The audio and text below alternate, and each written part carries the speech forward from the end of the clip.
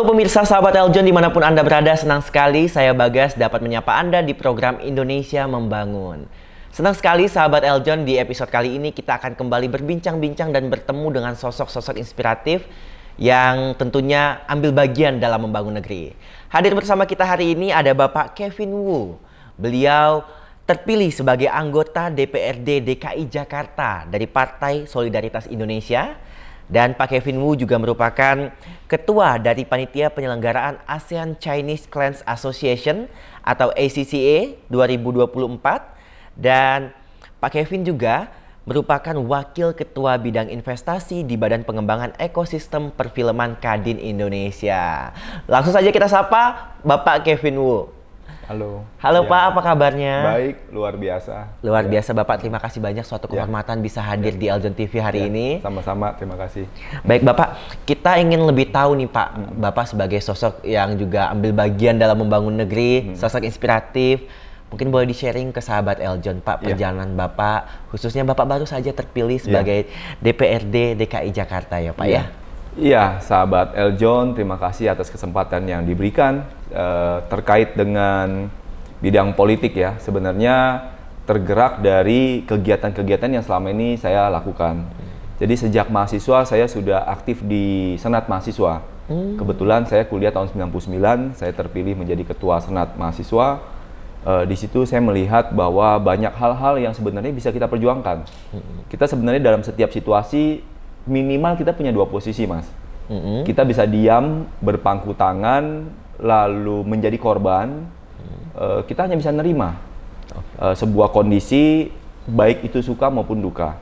Tapi sebaliknya, kita juga punya opsi lain ternyata, kita bisa mengambil peran untuk mau ikut terlibat merubah situasi yang kita harapkan menjadi ideal. Nah tentu, dua hal ini punya peran dan tanggung jawab yang berbeda. Kalau kita menjadi tadi pasif, ya kita bisa cuma jadi sebagai korban aja. Korban atas sebuah peristiwa, korban atas sebuah kondisi, dan lain sebagainya. Tapi kita punya pilihan lain tadi menjadi pelaku ya. Atau di sini saya sebut sebagai pemain. Nah, tetapi tentu pemain itu butuh pengorbanan, butuh kontribusi, butuh tanggung jawab, butuh keringat air mata, dan lain sebagainya. Nah, ketika situasi yang saya lihat di kampus, banyak hal yang tidak ideal terkait dengan penyelenggaraan kemahasiswaan, ada hal-hal yang saya rasa tidak adil ya, perlakuan, kebijakan, misalkan tiba-tiba ada kenaikan biaya kuliah dan lain sebagainya. Ya tadi saya cuma punya dua pilihan. Saya mau diam seperti mahasiswa pada umumnya, meratapi lalu seolah tak berdaya, atau saya punya pilihan, saya mau berbuat sesuatu. Nah akhirnya saya galang teman-teman, kita menyuarakan ketidakadilan itu ya kita sampaikan, dan itu memang butuh proses. Butuh waktu, kontribusi, dan lain sebagainya. Dan alhasil apa yang kita perjuangkan itu berhasil gitu. Nah di situ meyakinkan, menguatkan saya bahwa kalau kita mau lakukan sesuatu, kita mesti do something. Nah itu terlepas sampai lepas kuliah, masa kuliah, ketika bekerja juga demikian. Ya kita bisa menjadi karyawan yang pasif, karyawan yang do nothing, bahkan do less kadang-kadang. Kita diminta 10, kita hanya berikan 7, 6, ya bahkan kurang gitu ya. Atau kita mau jadi karyawan yang di atas rata-rata. Tentu itu butuh effort lebih ya. Nah, saya lakukan itu di karir sampai satu titik di usia 28 tahun, saya bisa punya 3 perusahaan. Di usia 26 tahun saya menjadi direktur termuda di sebuah grup bisnis ya. Dan itu menuntun saya memperkuat keyakinan, ya, kepercayaan diri dan lain sebagainya, bahwa kita bisa lebih kalau kita mau ngasih lebih gitu. Nah banyak tadi saya saksikan teman-teman saya yang waktu masih bekerja itu banyak yang hitung-hitungan waktu. Ya kadang dia tahu dia dibayar, ya ini kita ngomong profesional karyawan ya. Dia dibayar dari jam 8 sampai jam 5 sore, itu hitungan banget. Datangnya mesti pas-pas, pulangnya tepat waktu gitu. Nah kembali bahwa apa yang kita berikan itu yang kita dapatkan gitu. What you give is what you get ya. Kalau kita hanya terlalu perhitungan dengan apa yang kita berikan, tentu bos, konsumen, partner ya, even kalau kita ngomong yang beyond ya, di luar dari sesuatu yang kita anggap di luar diri kita, termasuk Tuhan, alam semesta, ya dia akan mengembalikan itu sesuai dengan apa yang kita udah berikan gitu loh. Nah, saya diajarkan oleh seorang yang juga sangat inspiratif waktu saya masih muda. Beliau sampaikan itu, Kevin, beri lebih dari yang diminta. Jadi rumusnya cuma 2 menurut dia. Karena dia pun menjadi sosok yang sangat inspiratif waktu itu bagi saya. Dia di usia 40-an bisa menjadi kepala regional di sebuah tempat yang sangat hebat gitu ya. Lalu teman-temannya juga sering merujuk kepada bapak ini. Ya tipsnya waktu kita ketemu, saya cuma minta tipsnya, kan saya juga masih berkarir waktu itu. Saya minta tipsnya apa Pak, bisa di posisi bapak gitu ya, di usia yang relatif muda, tetapi bisa memimpin yang bahkan dulu atasannya, gitu ya. Jadi tipsnya gitu, tipsnya dia bilang bagi dia cuma 2, apa yang dilakukan. 1, beri lebih dari yang diminta. Jadi kalau misalkan diminta itu kan artinya kewajiban kita ya. Misalkan kewajiban kita anggap cuma staff di bidang administrasi atau staff di bidang marketing ya, atau apapun lah kewajiban kita ya, kita harus mampu semampu-mampunya memampukan diri kita untuk memberi lebih. Kalau porsi kita kerja tadi diharapkan 10 tadi, kalaupun kita memberi 10 itu baru memenuhi kualifikasi kewajiban gitu. Jadi jangan bangga. Ada orang yang ketika saya berkunjung ke tempat dia bekerja, saya nanya, apa prestasi kamu? Oh, saya bekerja selama 15 tahun dan selalu tepat waktu. Bagi saya itu nggak prestasi. Justru itu hanya memenuhi kewajiban kamu gitu loh. Ya kalau prestasi ya beri lebih dong. Nah, saya juga ingat latihan waktu itu saya bersama Pak Andri Wongso ya, ke beberapa atlet nasional maupun internasional ya. Ketika kita melihat cara mereka latihan, ya atlet-atlet yang memang top level, dia selalu datang lebih awal daripada teman-temannya ketika dia harus latihan. Diminta misalkan keliling lapangan, pemanasan sama pelatihnya, misalkan disuruh lari 10 lapangan, dia bisa 15 kali, dia bisa 20 kali. Karena bagi dia, kelebihan itu baru dihitung ketika di atas, ketika orang lain sudah berhenti gitu. Jadi, contoh-contoh seperti ini yang menurut saya luar biasa ya. Beri lebih dari yang diminta, itu pesan yang pertama. Yang kedua, beri lebih cepat dari yang diminta. Lebih cepat. Misalkan kita diwajibkan untuk membeli laporan di setiap Senin pagi misalkan. Sebagai profesional, coba upayakan bahwa itu bisa kita berikan di hari Kamis sore, bukan Kamis berikutnya ya. Yes. Kamis sebelumnya. Kamis sebelumnya. Nah, kebanyakan karyawan mental standar ya di tempat kita kerja rata-rata, itu kalau nggak ditagih nggak diberikan malah nunggu ditagih ya Pak ya. Nunggu ditagih pun pura-pura nggak ngerti, pura-pura lupa, pura-pura bagaimana kita bisa mendapatkan standar seperti itu gitu. Ini bicara tentang mentality. Nah, jadi kembali itu dua tips yang menurut saya simple tapi ini sangat powerful. Kalau sebagai profesional maupun sebagai entrepreneur, kalau kita mau praktekkan. Nah, saya jalankan prinsip itu di dunia kerja. Dan tadi alhasil di usia 26 tahun saya menjadi direktur di tempat saya bekerja. Di usia 28 tahun saya punya 3 perusahaan saat itu. Nah, sejak itu aturan mainnya, kesempatannya udah berbeda. Ya, kalau kita udah bisa menembus titik seperti itu playing field-nya berbeda. Jadi aturan sebagai karyawan, aturan sebagai entrepreneur itu berbeda. Nah, cara kesempatan mencari kita atau kita mencari kesempatan juga udah berbeda. Itu dimensinya berbeda lah. Nah, that's why menurut saya penting sebagai dasar ya, kalau kita sebagai profesional saat ini, even kita sebagai pengusaha juga, coba praktekkan itu. Semoga kita bisa beyond ya, di atas rata-rata. Mungkin itu perjalanan karir dan bisnis saya. Nah, sejak itu saya berkenalan dengan banyak organisasi profesional, termasuk entrepreneur ya, seperti HIPMI, Himpunan Pengusaha Muda Indonesia, karena saat itu masih di bawah 40 tahun ya. Jadi kita masih bergaul sama pengusaha-pengusaha muda sukses Indonesia. Kembali kita bisa banyak belajar, banyak berjejaring, network. Kemudian saya juga beruntung diajak ke komunitas yang di atas dari HIPMI, yaitu Kadin Indonesia. Saya ikut juga terlibat dalam beberapa departemen. Di awal-awal tuh saya ikut juga di hubungan antar lembaga, kita bisa ketemu dengan para tokoh-tokoh nasional. Kemudian Saya juga ikut terlibat dalam bidang UMKM. Kita juga mendorong UMKM kita ini dulu mendapatkan permodalan itu sulit. Ya, kita ikut mendorong mereka bagaimana membuka akses permodalan, akses pasar. Kita bantu mereka ekspor. Lalu beberapa alih teknologi yang dari dulu produksinya masih sederhana, kita kerjasama dengan pihak luar negeri, kasih edukasi, kasih teknologi untuk bisa pengalengan dan lain sebagainya. Nah, itu di beberapa tempat dilakukan oleh Kadin Indonesia. Kemudian kita juga masuk ke dunia ekonomi kreatif. Teman-teman senior-senior saya juga mendorong yang dulunya kita ingat ya, beberapa tahun yang lalu film nasional itu kan kayaknya second class atau bahkan kelas ketiga bahkan. Kalau kita masuk ke bioskop nonton film, kayaknya maunya yang Hollywood kan, maunya yang aktor-aktor luar negeri. Kalau lihat film Indonesia kan kayaknya kok kayak nonton sinetron gitu di TV kan gitu. Nah, tapi kita bikin satu gerakan bangga atas produk Indonesia, bangga atas apa yang sudah teman-teman lakukan. Nah, kita dorong itu. Kita banyak sekali bikin acara nobar ya, nonton bareng dan lain sebagainya, kita edukasi, temu artis ya, kita roadshow ya. Dan alhasil ternyata film Indonesia itu nggak kalah kualitasnya karena diapresiasi, penontonnya banyak.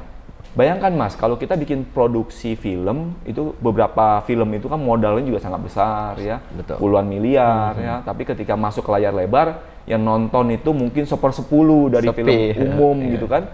Dan di bioskop cuma ditayangkan cuma hitungan hari lalu hilang.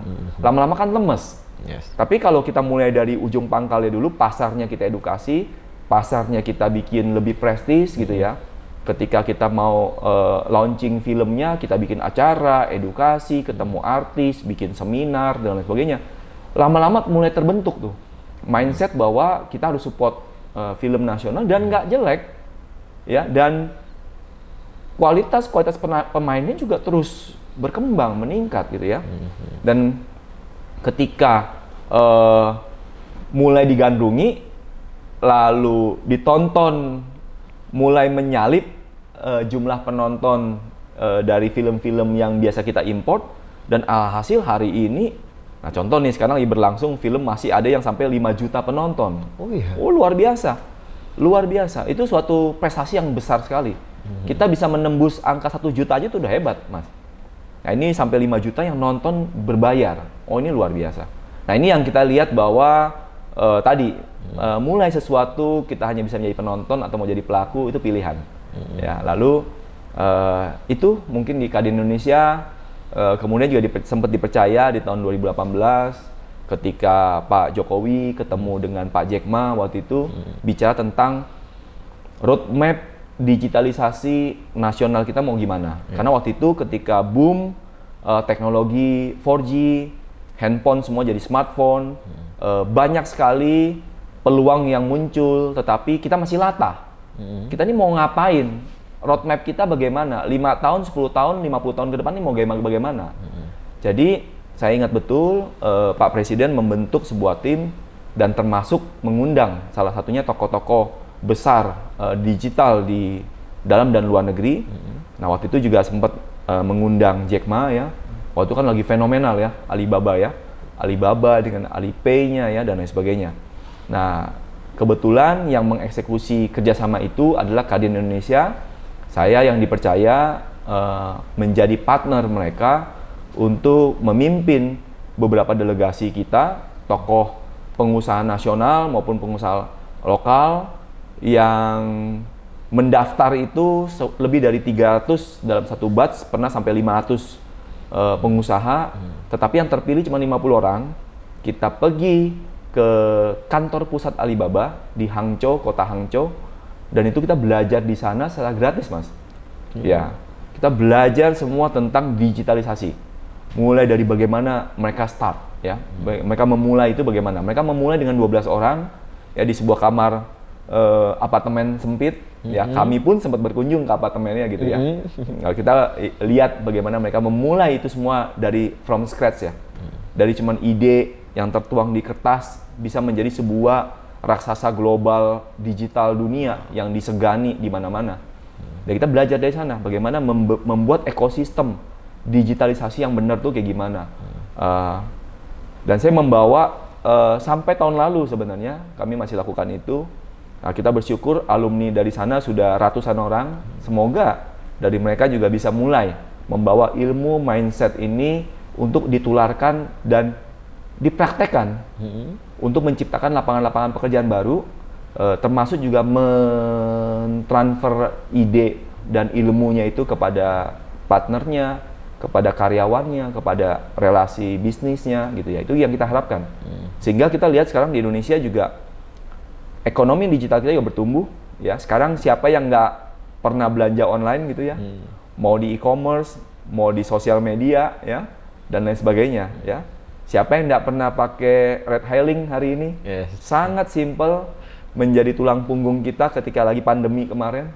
Bayangkan kalau nggak ada teknologi bagaimana, Mas? Ya.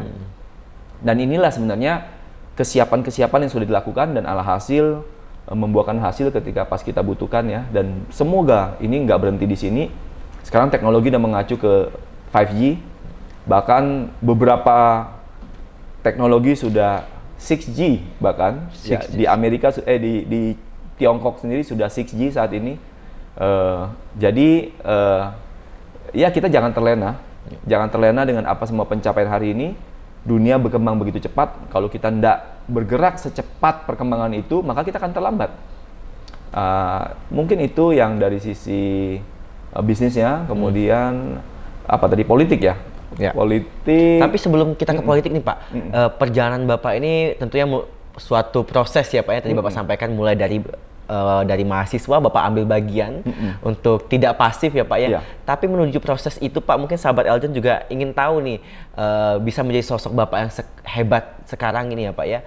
Tentu ada momen-momen dalam proses itu kita tuh bingung mungkin ya Pak ya. Ataukah mungkin ada satu titik Bapak tidak yakinkah dalam diri Bapak apakah terus maju untuk ambil bagian atau lebih baik saya ikut arus aja seperti yang lain. Itu ada tipsnya nggak sih Pak biar bisa terus maju gitu?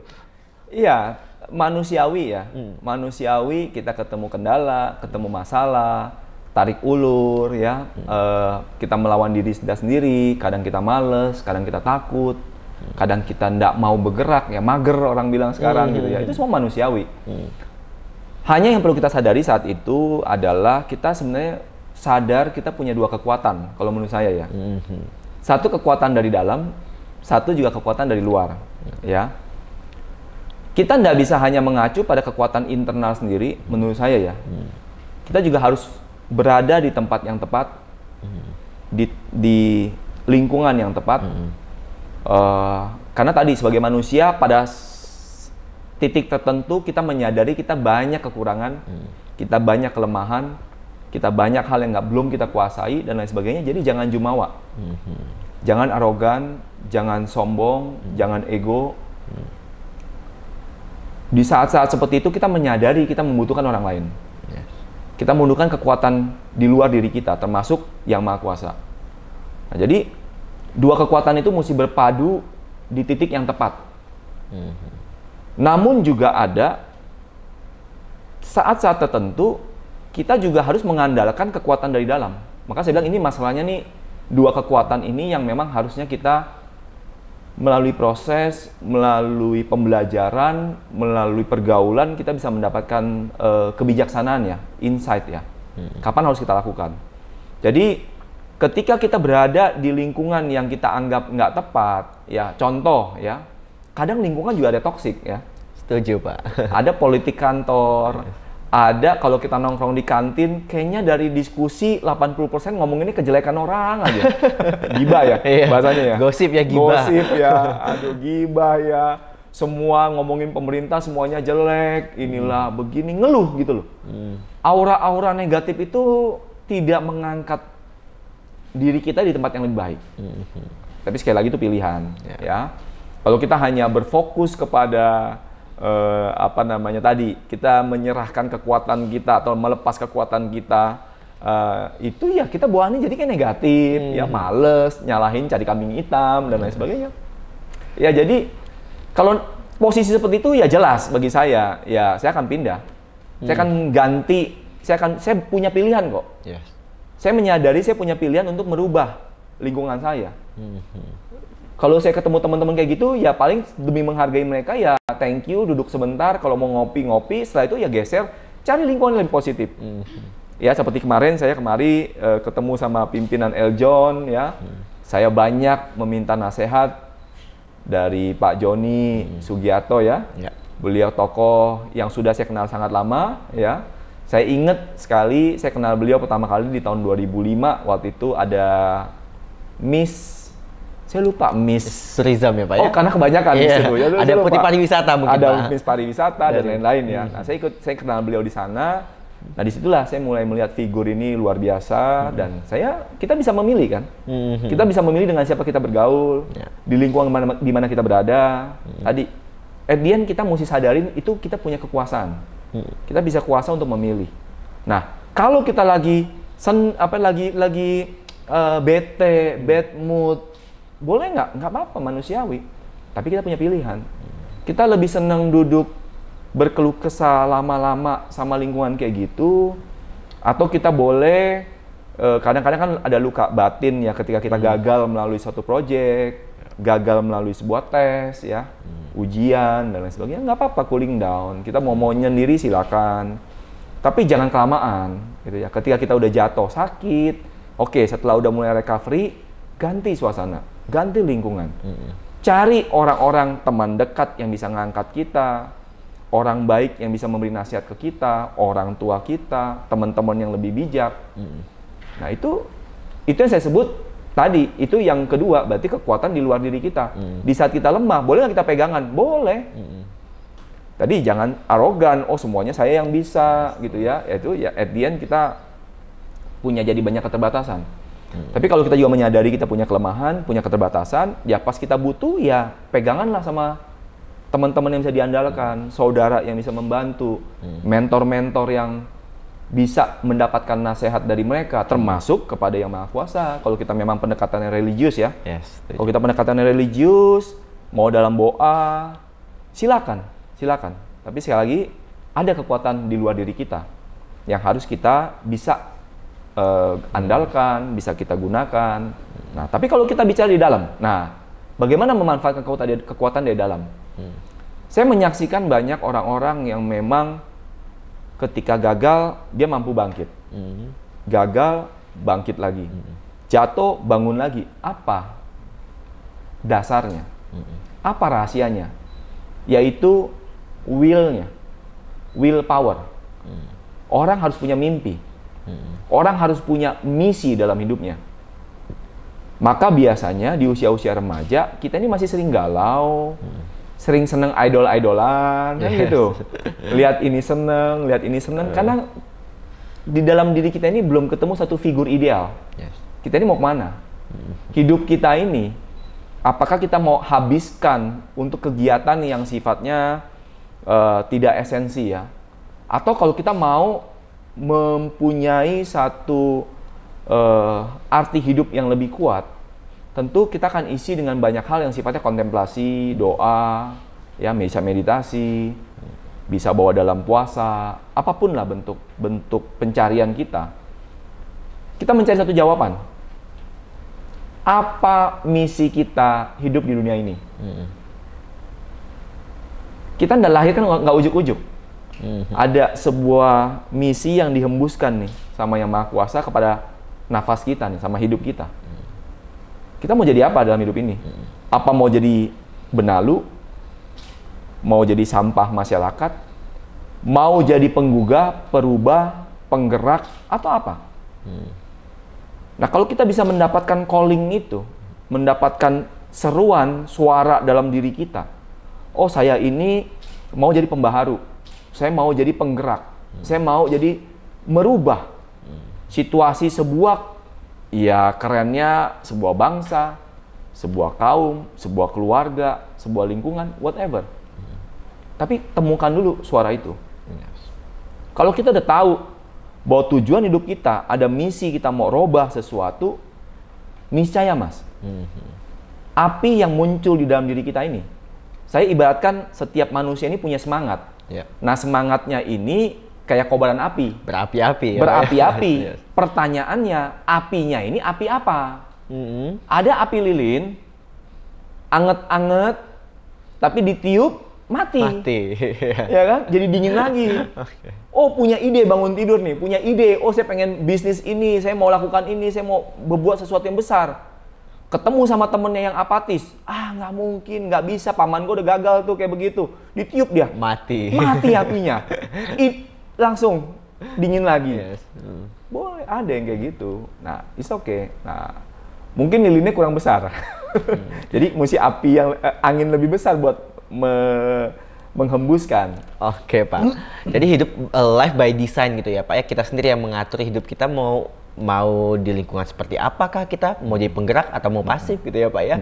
Tentunya pasti ada situasi-situasi di mana kita juga tidak bisa mengandalkan diri sendiri juga ya, Pak ya. Perlu kita berpegangan. Jadi kita perlu pilih lingkungan yang tepat dengan diri kita, dengan calling kita, misi kita ya Pak ya. Terima kasih banyak Bapak, semoga ini bisa bermanfaat untuk kita semua. Dan juga sahabat Eljon, jika Anda ingin menyaksikan insight-insight lainnya, informasi-informasi lainnya tentang Indonesia Membangun, terus saksikan kita hanya di Eljon TV. Untuk itu saya Bagas, bersama Pak Kevin Wu pamit undur diri. Sampai jumpa.